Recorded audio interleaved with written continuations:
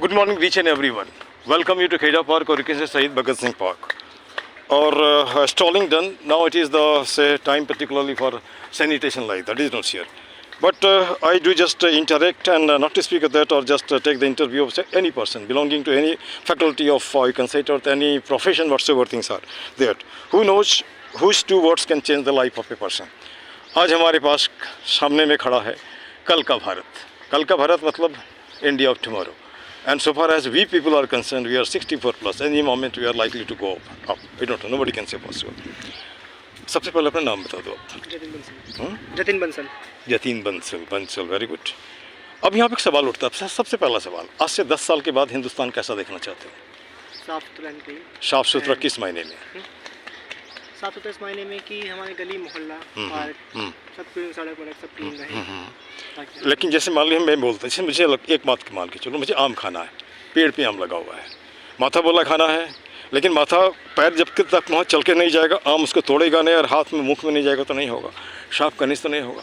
अब जैसे हमारा एक मुहिम पार्क ही नहीं है, पार्क के बाहर भी है, एकदम ईजी है, कुछ नहीं करो. जैसे मैं सफाई करने के बाद वीडियो बनाता हूँ, उसको अपलोड करता हूँ. आप गली मोहल्ले जहाँ भी रहते हो, जहाँ गंदी दिखता है इतना तो कर सकते हो, वीडियो बनाया उसको अपलोड कर दिया, कोई ज़रूरत नहीं ऑफिस वगैरह जाने का ज़रूरत नहीं है. इतना कर दो कि एमसीडी और वो जो डीडीए वाले सब लोग काम में, मतलब सबके लिए वहाँ एम्प्लॉयमेंट है. जब आपको पैसा मिलता है तो आप सफाई क्यों नहीं करते हो?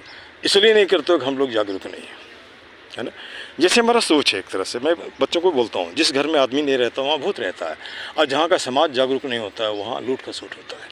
अब छोटा सा एग्जाम्पल ले लो, ये देख रहे हो, ये सब दिख रहा है, ये पार्क 15 साल का है. 15 साल में अगर थोड़ा भी कुछ होता तो पार्क चकाचक हो जाता है ना.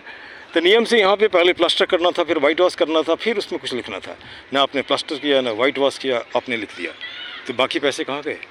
तो आरटीआई बोलता है कि आरटीआई सीधे बोलता है राइट टू इन्फॉर्मेशन, कोई भी आदमी इसको क्लोज कर सकता है. 30 रुपये का फॉर्म आता है, 30 रुपये का एक क्वेश्चन होता है.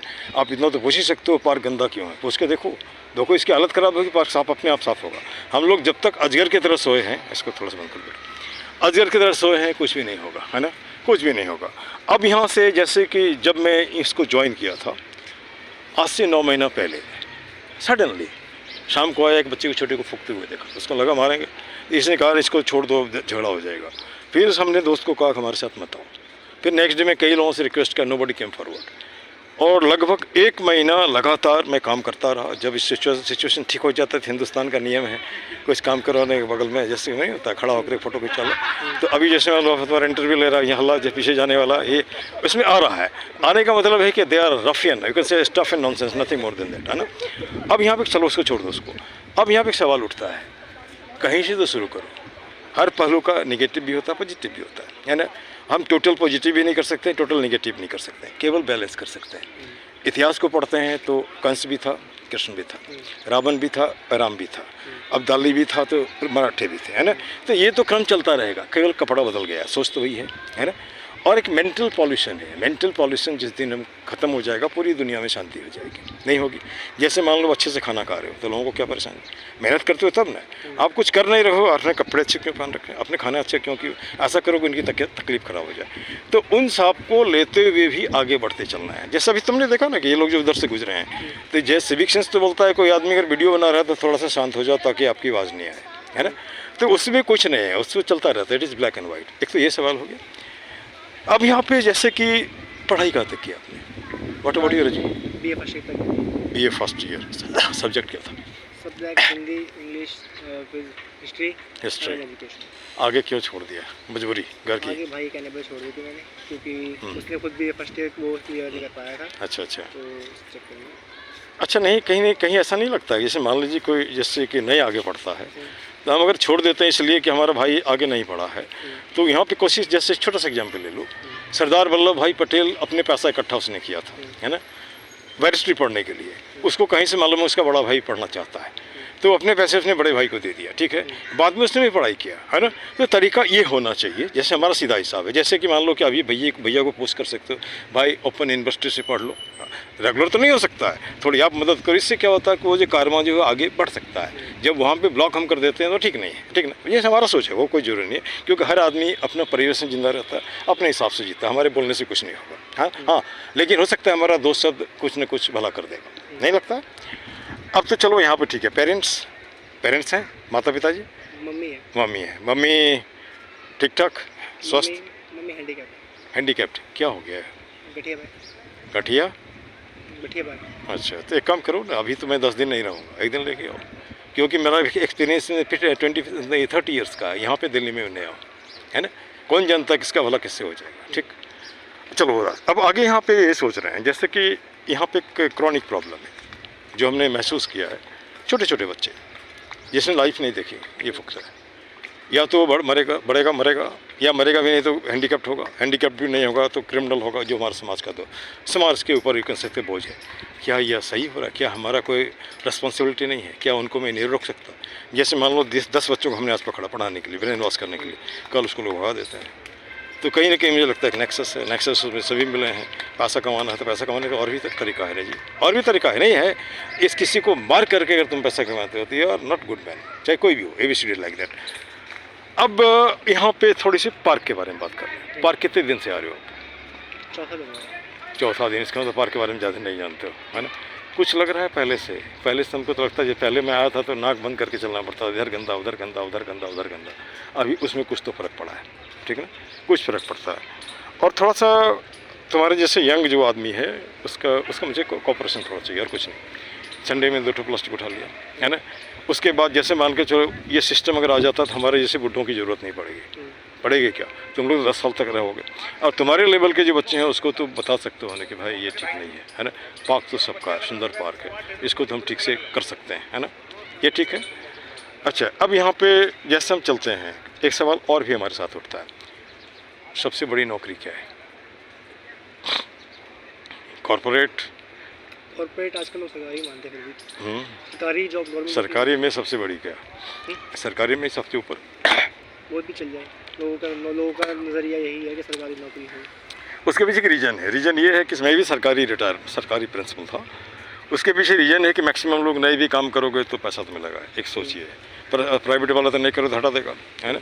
और अभी तो सरकारी में भी नियम धीरे धीरे तो लोग भाई देखो, अभी सुना होगा तुमने बिहार में कलेक्टिव ब्रिज गिर गया, ये तीसरा ब्रिज गिर गया। तो तीसरा ब्रिज गया मतलब कितने करोड़ रुपये गए?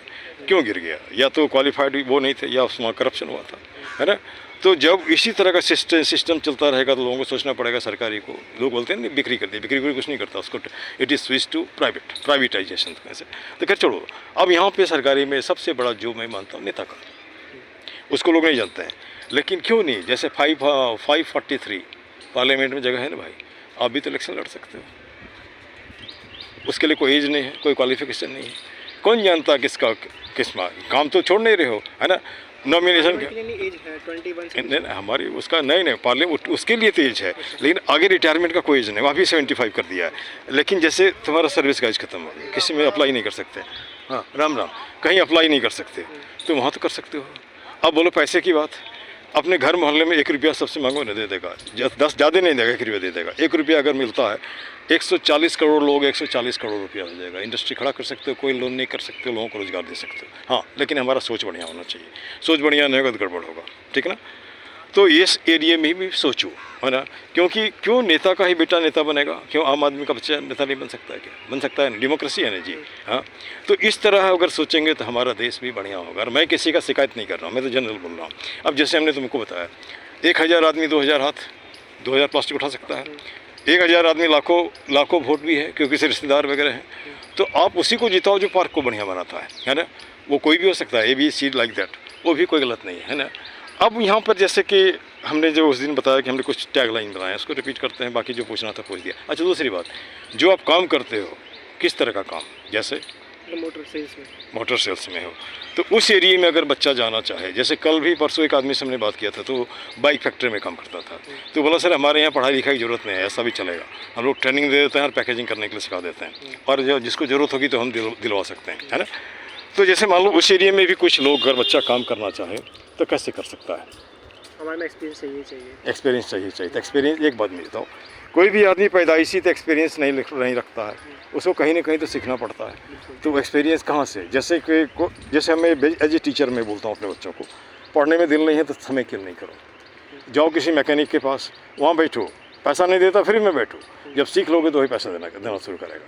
वहाँ नहीं, किसी दुकान में चले जाओ, कुछ तो करना होगा ना जी, फ्री में ही करो ना। फ्री में जब तुम्हारे पास स्किल आ जाएगा तो अपने आप ठीक कर लोगे, क्या मैं सही जा रहा हूँ ना? बिल्कुल। अब चलो हमारा टैग लाइन इसको दोहराओ, उसके बाद बंद कर देंगे, ठीक है ना? बोलिए। एक ही मुद्दा एक ही नारा, बोलो जो भी बोलो। तो साफ सुथरा रहे भारत हमारा। नहीं नहीं, एक ही मुद्दा एक ही नारा, पार्क सुंदर हो हमारा। भारत तो मैं बाद में जाऊँगा, अभी तो पार्क में ही बैठा हुआ है ना। अच्छा, उसके बाद है हाथ जोड़ करता प्रणाम, बोलो हाथ जोड़ करता हाथ प्रणाम। जोड़ करता हूँ प्रणाम। मत बनाओ पार्क को कूड़ादान। मत बनाओ पार्क को कूड़ा। जैसे आपने देखा रोज़ सफाई होती है, रोज़ गंदा हो जाता है ना? होता है ना, ये ठीक नहीं है ना? कुछ मिनटों का श्रमदान कुछ मिनटों का श्रमदान ला सकता है पार्क में मुस्कान। ला सकता है। जो हमने बताया अभी 2 मिनट, संडे में ज़्यादा नहीं, किसी संडे में 2 मिनट 2 प्लास्टिक हो जाएगा। उसके बाद है कुछ सब व्यसनों का एक ही जड़, खुद को रखना जाहिल अनपढ़। कहने का मतलब है आप पढ़े लिखे हो, सब कुछ हो, कुत्ता ला कर घुमाते हो, कुत्ता गंदा करता है, आप अनपढ़ हो, जाहिल हो। अगर मैं टीचर हूँ, हमारी भाषा अगर मैंने कह सकते हैं बढ़िया नहीं है, तो आप भी बोलो कैसा टीचर, कैसे बात करने भी नहीं आता, ठीक है ना? इसके बाद लास्ट है आपका कर जोड़ करता नमस्कार, बोलो आप कर जोड़ करता नमस्कार। मत लाओ पार्क में अंधकार। मत लाओ पार्क। ये पार्क में अंधकार का मतलब होता है पार्टी पॉलिटिक्स नहीं करो, कुत्ते ला के गंदा नहीं करो, पूजा का सामान फेंक के गंदा नहीं करो। उसके बाद अभी तो हाथ में जाम है, तवा कितना काम है, ये सब भी होता है यहाँ पे, ये सब नहीं करो, ठीक है ना? और जब इतनी बात कर दी तो इसको तो बोलने में कोई दिक्कत नहीं है। सब देशों से न्यारा है भारत देश हमारा है, ठीक ना? चलो दिस मच, थैंक यू, जय हिंद जय भारत।